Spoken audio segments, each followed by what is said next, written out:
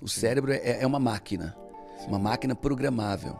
Quando as pessoas aprenderem a programar suas mentes, como se programa um computador, e é muito similar, é muito louco, mas é similar, né? Nós não agimos nem reagimos de forma ocasional ou imprevista. Existe um modelo de ação e reação em nós. Nós aprendemos a agir de uma maneira, aprendemos a reagir de uma maneira. Isso é um programa. Pessoas aprenderam a ser pobres, pessoas aprenderam a ser ricas, pessoas aprenderam a ser felizes, pessoas aprenderam a ser infelizes. É um aprendizado. E se é um aprendizado, né, eu posso aprender e posso reaprender. Tem métrica para isso, tem técnica para isso. Ninguém é obrigado a continuar sendo a mesma pessoa que sempre foi. Sim. Outra vez também que a gente fez uma live, você falou uma coisa muito poderosa para mim. Que você falou que as pessoas que hoje mais sofrem têm uma vida muito difícil, que tem, sei lá, uma insatisfação tremenda no trabalho, uma vida financeira ruim, elas são orgulhosas. Ixi. Quando você falou aquilo, eu lembrei exatamente de uma pessoa, assim, muito próxima a mim. Eu falei, eu acho que isso é orgulho também. Amigo, toda a dor humana, todo o fracasso humano, todas as doenças, toda a pobreza, toda a guerra, todo o divórcio é por causa de orgulho. Todo. Não existe problema humano que não venha do orgulho. Você acha que o orgulho é o maior de todos os males? É. Depressão é orgulho. Peraí. Ninguém tem um problema maior que o meu. Meu problema eu sou mais sofrido, eu sou mais rejeitado, eu sou mais... É orgulho. É orgulho. Se a gente for metaforizar, né? Vou fazer uma metáfora bíblica. Por que Lúcifer foi expulso do céu? Orgulho, ele queria ser igual a Deus. Queria ser igual a Deus. Por que Adão e Eva foram expulsos do paraíso? Orgulho. Queriam também ser igual a Deus. Queriam as prerrogativas divinas. Não se contentavam, queriam ser mais, queriam ir além do que eles próprios podiam. Orgulho. Quando alguém não perdoa alguém, por que alguém não perdoa alguém? Orgulho. Por que alguém maltrata alguém? Orgulho. Olha, quando uma pessoa é impaciente com outra, é o quê? Orgulho. E o orgulho destrói. O orgulho, por onde ele passa, ele destrói e é danoso demais. Ô Paulo, você já teve assim, ó, de cis, quantos? 224. Com aquela galera. Milhares de pessoas. Milhares, cara. O que mais você viu, assim, qual é o padrão que se repete na turma? É mais ou menos assim, ó, vai acontecer tal coisa. Galera, mais uma turma de métodos cis. Vai ter esse tipo de gente, vai ter esse tipo de pergunta, vai ter esse tipo de dúvida. Porque, cara, 220 e poucos métodos cis. É muita gente, cara. Amigo, é muita coisa que acontece. Porque você já deve estar no nível que quando acontece, meio que você até já sabe, não precisa nem terminar a pergunta, até já sabe, né? É tão louco que hoje eu consigo ler as pessoas.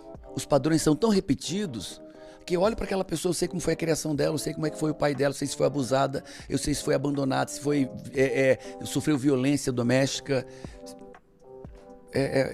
Os padrões se repetem, são poucos padrões, mas se repetem e se combinam. Então, com a experiência... Mas, assim, o que mais eu vejo hoje não vou dizer no método CIS, mas o que eu mais vejo hoje nas minhas redes sociais é as pessoas perguntando: Paulo Vieira, como é que eu descubro o meu propósito? Essa é a pergunta número 1, que eu já estou impaciente já de responder. Né? Porque ninguém encontra seu propósito. Boa. Ninguém encontra. O seu propósito te encontra quando você descobre sua real identidade. Quer ver uma coisa? Você não pensou, tenho certeza, você não pensou, planejou, eu vou ser um treinador de pessoas, vou desenvolver pessoas, você pensou nisso?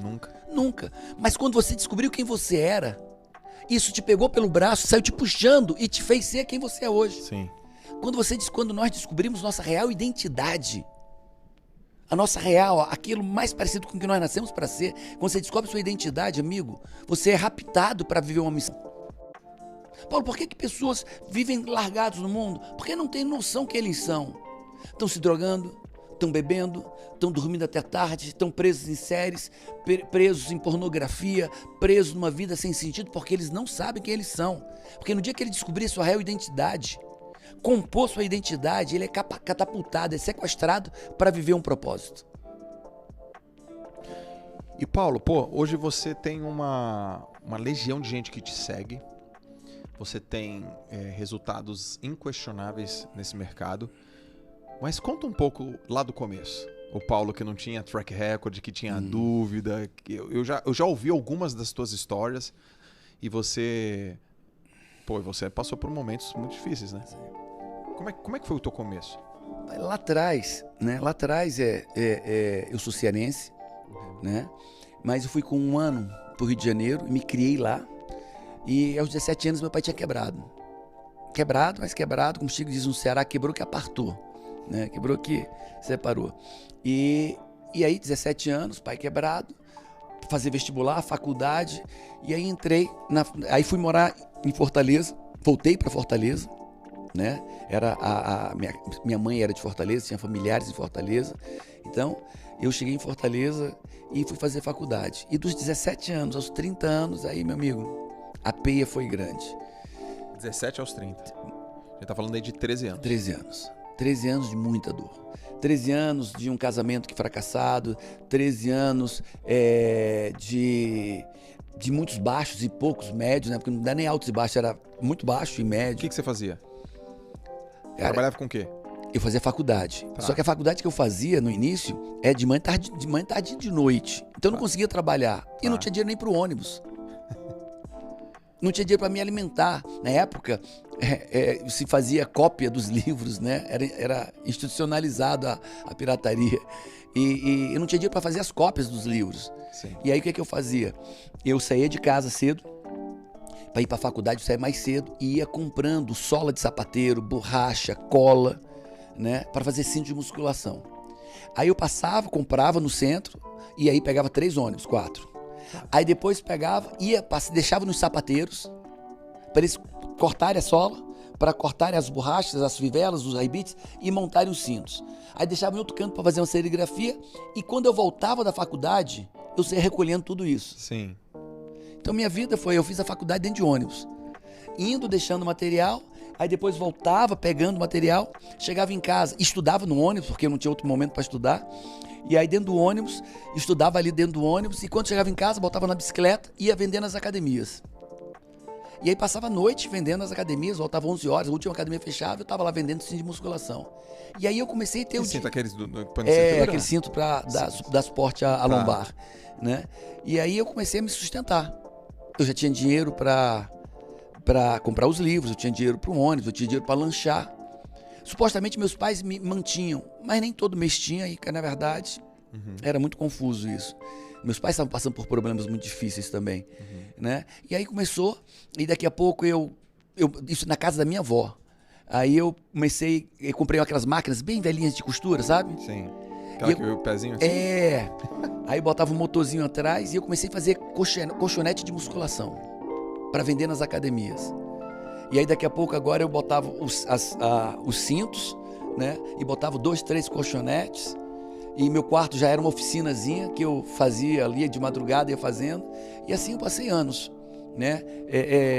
Sobrevivendo dessa maneira. Você fazia faculdade de quê? Engenharia. Engenharia. E aí foi. Aí depois eu queria crescer, né? E esse dinheiro não dava pra muita coisa. E aí comecei a vender sunga na praia. Eu tinha 7 dias, só estava trabalhando 5, 6. Sim. Então o 7º dia era na praia. Eu faccionava as sungas de praia e ia vendendo. E botava na bicicleta e ia pra praia e ficava vendendo na praia. Sim. Aproveitava, jogava frescobol. Não tinha orgulho, amigo. Aí parava um pouco, jogava frescobol com os amigos e vendia mais ali. Aí um amigo vendia pro outro amigo e assim foi. E aí casei. O meu primeiro casamento foi um caos. Um caos. E né, não tô culpando ela absolutamente nada, zero. Sim. Né? 6 meses depois eu recebo a loja, a chave da loja, sem nenhuma mercadoria, nada, nenhum imposto pago. Caraca. Não quero mais. E era a loja do quê? De colchonete, de roupa de musculação, Sim. essas coisas de academia, né? Mas foi, e aí, até que aos 30 anos veio uma confluência. Eu sofri um acidente de carro,